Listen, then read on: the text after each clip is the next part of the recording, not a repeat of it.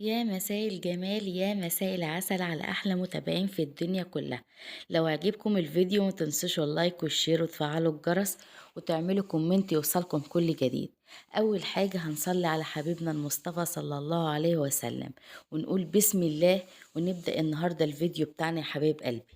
معانا العيش التبطيط العيش الفلاحي بتاعنا. اول حاجة الفتة ديت هعمل فتة اسمها فتة الكوارع او فتة مع اي حاجة. ماشي، دي الفتة بتاعتنا مع اي شوربة. تمام. هتعملها بعيش من بتاع المخبز عادي، بعيش من اللي هو التبطيط الفلاحي عادي، بعيش اللي هو بيجيلنا بتاع الفرن عادي. اي عيش تحبيه، بس العيش ده بيبقى خفيف وانا بحب اعمل الفتة بتاعتي منه. زي ما انتوا شايفين انا هبدأ اقطع العيش بالقطع الصغيرة دي لغاية ما اخلص الكمية اللي معانا.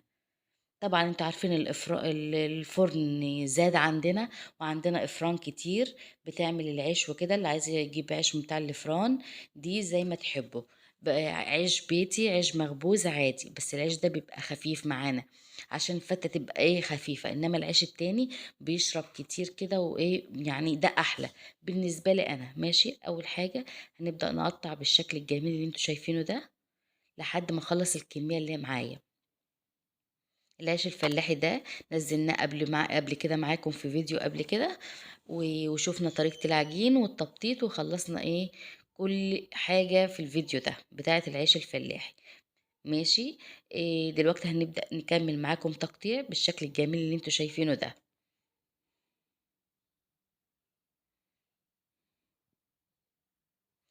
ويا ريت يا حبيب قلبي كل متابعيني يدعوا لي بأولادي أن يرجعوا لي بالسلامة ويقر عيني بيهم يا رب العالمين، ويجعل الأيام اللي جاية دي مفترجة مباركة عليه يا رب، وجعلهم إيه ينوروا إيه حياة. اللهم أمين يا رب العالمين. تعرفوا إن الدعوة الغيب مستجابة. ويا ريت إيه تدعوا لي يا رب كل متابعيني يدعوا لي إيه إن أولادي يرجعوا لي بألف سلامة. هنرجع نكمل معاكم ونقطع العيش بتاعنا لحد ما نخلصوا الكمية زي ما قلنا مع بعض.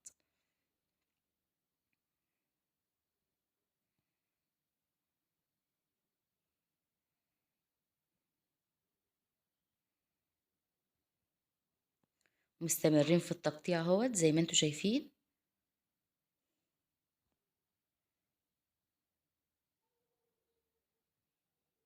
بسم الله ما شاء الله.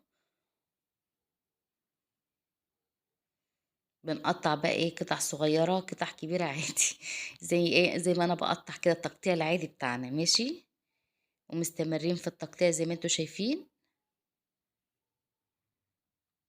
انا عاملة الفيديو اهوت مش مسرعاه، مخليكم معاكم خطوة بخطوة زي ما انتوا شايفين كده يا حبايب قلبي.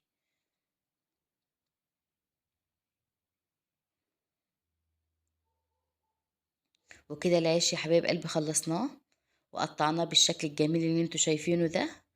وادي العيش بتاعنا بعد ايه ما قطعناه. تعالى اقول لكم بقى ايه هنعمل فتتنا ازاي. اول حاجه دي البوله بتاعتنا حطينا فيها العيش، نزلنا عليها بالثوم. انا دقاه في الصلايه بتاعتنا. اول حاجه نزلنا بالثوم.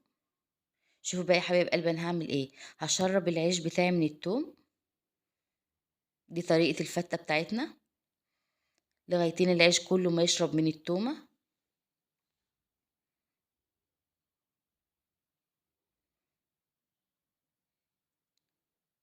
وبعدين نزلت بحبه فلفل اسمر،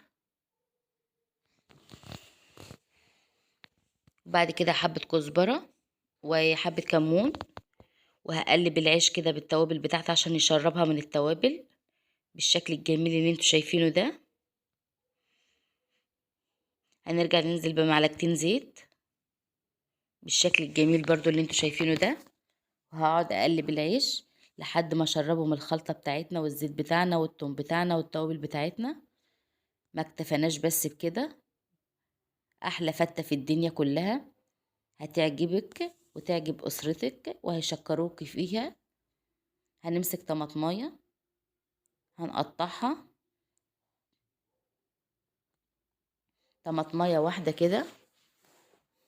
اللي عايز يحط معلقة صلصة عادي، اللي عايزها حمرا.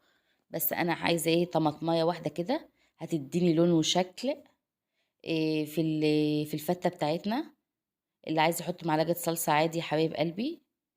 هنقلب برضو الطماطمايه ديت اللي متقطعة سلطة صغير مع الفتة بتاعتنا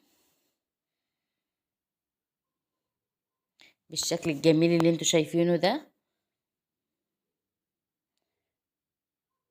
وهنزل بقى بالخلطة بتاعتنا. طبعا احنا نزلنا بالخل بتاعنا. معلش انا نسيت اوريكم كوباية الخل اللي انا حطيتها للفتة بالشكل الجميل اللي انتوا شايفينه ده. وادي الخل يا حبايب قلبي، نزلنا بنص كوباية وايدنا النار وحطينا عليها الفتة بتاعتنا وهنديها تشويحتين بالشكل الجميل اللي انتوا شايفينه ده. يا رب يكون الفيديو بتاعنا عجبكم، وهنستمر في التقليب. احلى فتة في الدنيا كلها، فتة تقدميها جنب الكوارع، دي بقى نسموها فتة الكوارع. وهنقلبها باستمرار لحد ما ناخد اللون اللي احنا عايزينه، اللي هو اللون المصفر.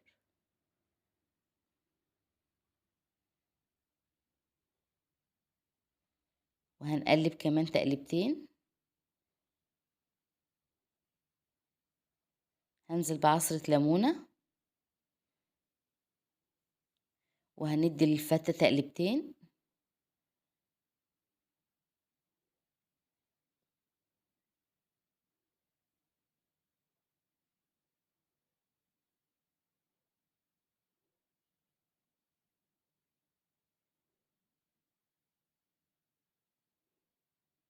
وكده يا حبيب قلبي الفتة بتاعتنا خلصت وجاهزة على التقديم. وألف هنا وألف شفا على قلبكم. وإن يعجبكم الفيديو ما تنسوش اللايك والشير وتفعلوا الجرس وتعملوا كومنت يوصلكم كل جديد. والسلام عليكم ورحمة الله وبركاته. انتظرونا في فيديو جديد من أكلات أحمد ومحمد مطبخ شيري. انتظروني.